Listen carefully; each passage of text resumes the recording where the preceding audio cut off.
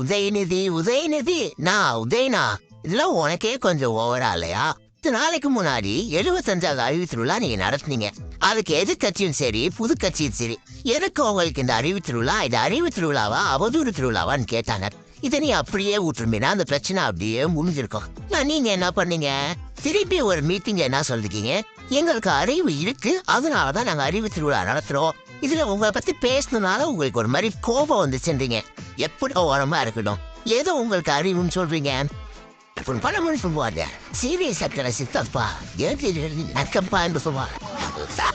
அதாவது ஒரு மாற்றுத்திறனாளி பாகிஸ்தான்ல போய் நான் உலக கோப்பையை வென்றுட்டு வந்திருக்கேன் அப்படின்னு சொல்லிட்டு உங்களை ஏமாத்தி நம்ம உள்ளூர் கடையில வச்ச அதே கோப்பையை உதயா வாங்கின்னு போனாரு. அதுதான் உங்களுக்கு இருக்க அதீத அறிவு நீங்க நினைச்சுக்கிறீங்களா? ஆமாம், சரி, இது ஒரு வருமானத்துல இது உங்க அப்பா பண்ணது, வயசாயிடுச்சு, அது அறிவு கொஞ்சம் கம்மி ஆயிடுச்சுன்னு வந்துக்கலாம். ஆனா நீ இருக்கேன்னா எஸ்ஐஆருக்கு ஃபுல் ஃபார்ம் என்னன்னு கேட்டோம். அதுக்கு உன் வாய்க்கு வந்ததான் நீ சொல்லிட்டு போறியே, அந்த அறிவுக்காக தான் இந்த அறிவு திருவிழாவா? நமக்கு வராதது தெரியாததாவே பண்ணிக்கிட்டு இருக்கீங்க. ஏதோ உங்க தாத்தா அந்த கட்சியை தொடங்கினாரு, அதை வச்சு வாழ்க்கையை நடத்தாம எதுக்கு இந்த பெருமைலாம் நமக்கு சொல்லுங்க.